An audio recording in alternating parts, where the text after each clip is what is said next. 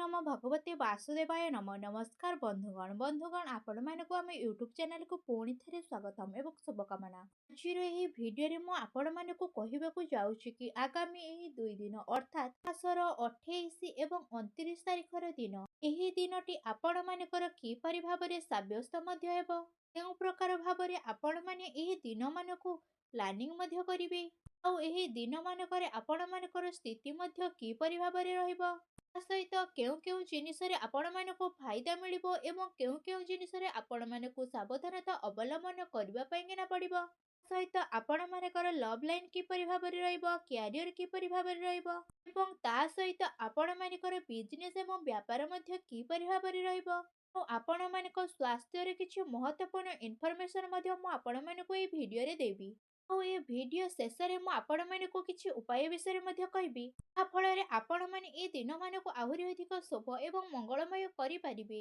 तेणु सबुथर परि आगको भिडियो आरंभ करबा पूर्व मोर आपण मानकु गोटे रिक्वेस्ट कि आपण माने जदि ए चैनल रे नुआ करि आछते तेबे एबे ही जाय कि सब्सक्राइब करंतु एवं पाखरे आसुथुवा बेल आइकन को मध्य क्लिक करंतु जहा फଳରେ समय समय रे सहित समस्त भिडियो रो नोटिफिकेशन आपण मानकु ही सर्वप्रथम मिलि जिवो।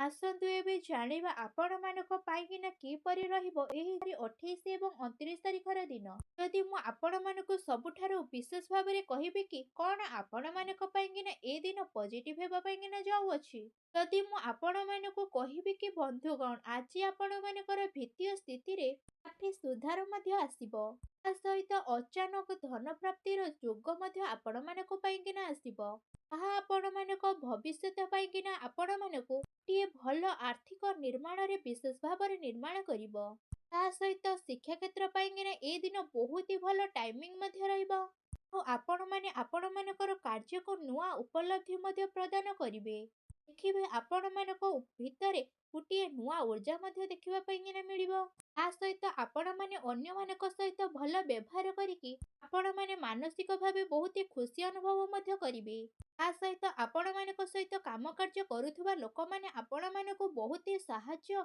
सहयोग मध्य प्रदान करिवे आपण माने आपण मानकर योजना बाबदरे विचार मध्य करि पारंती ଏହା ସହିତ ଆପଣ ମାନଙ୍କ ପାଇଁକିନା ପ୍ରତିଟି ସ୍ଥିତି ବହୁତ ହି ଖୁସି ଭରା ମଧ୍ୟ ରହିଯିବ ଆପଣ ମାନେ ଶାନ୍ତିପୂର୍ଣ୍ଣ ଭାବରେ ଏମିତି କି କଥା କହିବେ ଲୋକମାନେ ଆପଣ ମାନଙ୍କୁ କାଫି ତାରିଫ ମଧ୍ୟ କରିବେ ତା ସହିତ ଆପଣ ମାନଙ୍କର ଆର୍ଥିକ ସ୍ଥିତି କାଫି ବହୁତ ହି ଭଲ ରହିବ ଆପଣ ସମୟ ପଡ଼ିବା ସହିତ ନିଜର କୌଣସି ମିତ୍ର ବା ବନ୍ଧୁଙ୍କ ସହିତ ସହାୟତା ପ୍ରଦାନ କରିବେ ଚାକିରି ପେଶା ଲୋକମାନଙ୍କୁ ବହୁତ ହି ବଡ଼ ଧରଣର ଲାଭ ପ୍ରାପ୍ତ ହେବ ତାହା ଦ୍ୱାରା ଆପଣ ମାନଙ୍କୁ ପ୍ରତିଟି ସ୍ଥିତିରେ ଖୁସି ମଧ୍ୟ ଅନୁଭବ ହେବ ତା ସହିତ କିଛି ବିଗାଡ଼ିଥିବା କାର୍ଯ୍ୟରେ ଆପଣ ମାନଙ୍କର ସୁଧାର ଆସିବାର ଯୋଗ ମଧ୍ୟ ବନୁଛି ତା ସହିତ ବିଶେଷ ଧନ ଲାଭର ସମ୍ଭାବନା ମଧ୍ୟ ଆପଣ ମାନଙ୍କୁ ମିଳୁଛି ତା ସହିତ ଲମ୍ବା ଟାଇମରୁ ଆପଣ ମାନଙ୍କର ଯେକୌଣସି ବି ପେମେଣ୍ଟ ବାକି ରହି ଯାଇଥିଲା ଏସବୁର ପେଣ୍ଡିଂ ସ୍ଥିତି ଆପଣ ମାନଙ୍କର ଦୂର ହେବା ପାଇଁକିନା ଯାଉଅଛି ଯାହା ଆପଣ ମାନଙ୍କ ପାଇଁକିନା ସଫଳତା ଏବଂ ଖୁସି ନେଇକିନା ଆସିବ ତା ସହିତ ନିଜର ଲକ୍ଷ୍ୟକୁ ପୂରା କରିବାରେ ଆପଣ ମାନେ ସକ୍ଷମ ନଜର ଆସିବେ ଆଉ ସଫଳତା ମଧ୍ୟ ଆପଣ ମାନଙ୍କୁ ନିହାତି ଭାବରେ ମିଳିଯିବ ତା ସହିତ ଆପଣ ମାନେ ପ୍ରତିଟି ସ୍ଥିତିକୁ ବହୁତ ହି ଧୈର୍ଯ୍ୟର ସହିତ ପାଳନ କରିବେ ତାଦ୍ୱାରା ଆପଣ ମାନଙ୍କର ବହୁତ ହି ଭଲ ସ୍ଥିତି ମଧ୍ୟ ରହିବ ଏଦିନ ମାର୍କେଟିଂ ଏବଂ ଅନ୍ୟାନ୍ୟ କାର୍ଯ୍ୟ ପାଇଁକିନା ବହୁତ ହି ଭଲ ରହିବ ଯାହା ପାଇଁକିନା ଆପଣ ମାନଙ୍କ ମନ ବହୁତ ହି ଖୁସି ରହିବ ଆସନ୍ତୁ ଏବେ ଜାଣିବା ଆପଣ ମାନଙ୍କ ପାଇଁକିନା କଣ ନେଗେଟିଭ ମଧ୍ୟ ରହିଛି ଯଦି କହିବେ କି ଆପଣ ମାନଙ୍କୁ ଭାଇ ଭଉଣୀଙ୍କର ସହଯୋଗ ପ୍ରାପ୍ତ ହେବ ଯାହା ଫଳରେ ଆପଣ ମାନଙ୍କର ପରିବାରରେ ମାନ ସମ୍ମାନ ମଧ୍ୟ ବଢିବ ସେଥିପାଇଁକିନା ଆପଣ ମାନେ ପରିବାରର ଜରୁରତକୁ ଆଖି ଆଗରେ ରଖିକି ଆପଣ ମାନଙ୍କୁ କାର୍ଯ୍ୟ କରିବା ପାଇଁକିନା ପଡିବ ଏହା ଆପଣ ମାନଙ୍କ ନିୟନ୍ତ୍ରଣରେ କେତେଥର ବାହାର ହେବ ସେଥିପାଇଁକିନା ଆପଣ ମାନେ ବହୁତ ପ୍ରୋବ୍ଲେମରେ ମଧ୍ୟ ପଡି ପାରନ୍ତି ସେଥିପାଇଁକିନା ଆପଣ ମାନେ ଫଇସଲା କିମ୍ବା ବଡ ସଉଦା ଠାରୁ ଦୂରେଇ ମଧ୍ୟ ରୁହନ୍ତୁ କୌଣସି ଫଇସଲା ନେବା ଆଉ କେଉଁ ଜାଗାରେ ଆପଣ ମାନଙ୍କୁ ରୋକାବଟ ମଧ୍ୟ ଆସିପାରେ ତା ସହିତ ଆପଣ ମାନେ ଜୋଶରେ ଆସିକି କାହାକୁ ବିନା ଅର୍ଥରେ କିଛି ବି ପରାମର୍ଶ ଦିଅନ୍ତୁ ନାହିଁ ତା ସହିତ ଅନାବଶ୍ୟକ ଖର୍ଚ୍ଚ ହେବା ଦ୍ୱାରା ଆପଣ ମାନଙ୍କର ଆର୍ଥିକ ସ୍ଥିତି କିଛି ବିଗିଡି ମଧ୍ୟ ଯାଇପାରେ ସେଥିପାଇଁକିନା ଆପଣ ମାନେ ନେଣଦେଣ କ୍ଷେତ୍ରରେ ସାବଧାନତା ଅବଲମ୍ବନ କରନ୍ତୁ ଫ୍ରେଣ୍ଡସ୍ ମାନଙ୍କ ସହିତ ମନାନ୍ତର ମତାନ୍ତର ମଧ୍ୟ ହୋଇପାରେ ସାମାଜିକ ଦୃଷ୍ଟିକୋଣରୁ ଆପଣ ମାନଙ୍କ ପାଇଁକିନା ସାମାନ୍ୟ ହେବା ପାଇଁକିନା ଯାଉଅଛି କୌଣସି ନୂଆ କାର୍ଯ୍ୟ ପାଇଁକିନା ଆପଣମାନଙ୍କୁ ବିସ୍ତାର କରିବା ଅତି ଆବଶ୍ୟକ ମଧ୍ୟ ରହିବ।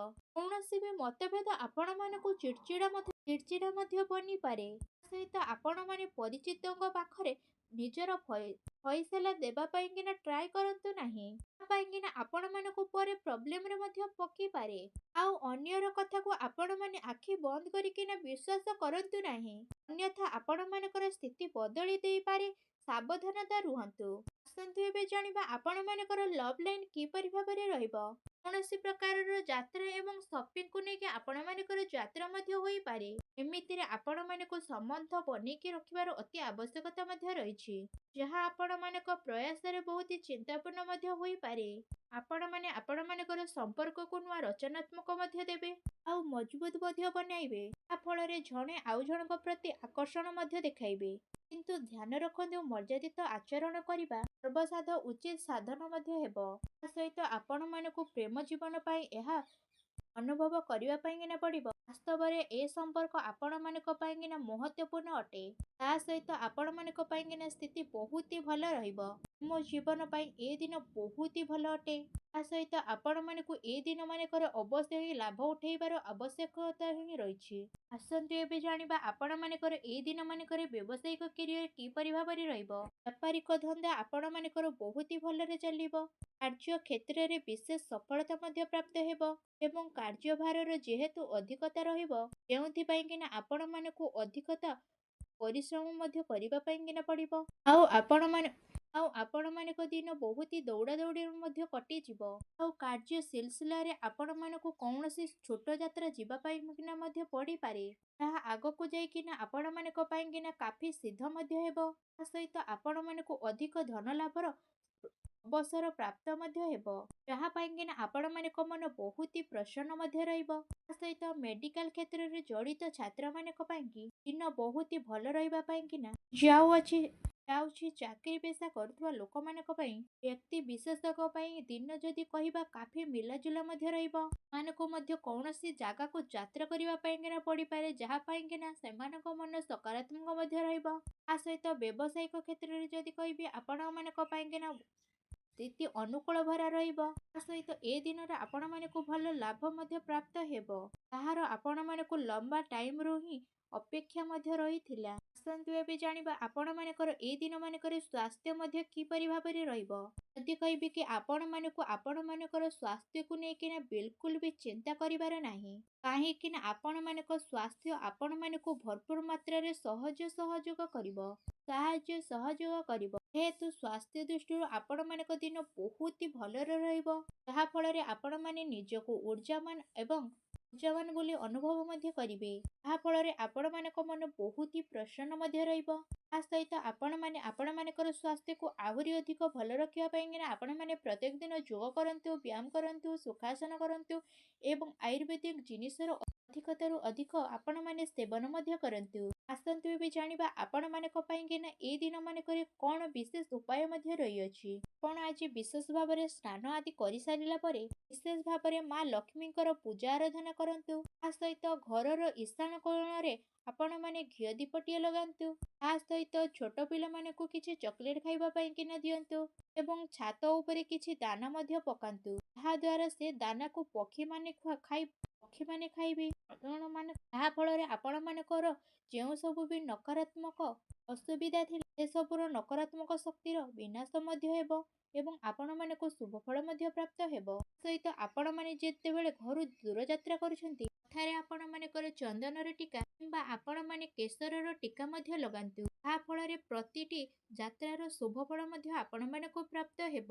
ଆଶା କରୁଛି ଆଜିର ଏହି ଭିଡ଼ିଓଟି ଆପଣମାନଙ୍କୁ ବହୁତ ମାତ୍ରାରେ ଭଲ ଲାଗିଥିବ। ଯଦି ଭଲ ଲାଗିଥାଏ ତେବେ କମେଣ୍ଟ ବକ୍ସରେ ଜୟ ମା ଲକ୍ଷ୍ମୀ ବୋଲି ଅବଶ୍ୟ ଲେଖନ୍ତୁ। ପୁଣି ଦେଖା ହେବ ଏକ ନୂତନ ଭିଡ଼ିଓ ମାଧ୍ୟମରେ। ସେ ପର୍ଯ୍ୟନ୍ତ ବିଦାୟ ଦିଅନ୍ତୁ। ରହୁଛି, ଧନ୍ୟବାଦ।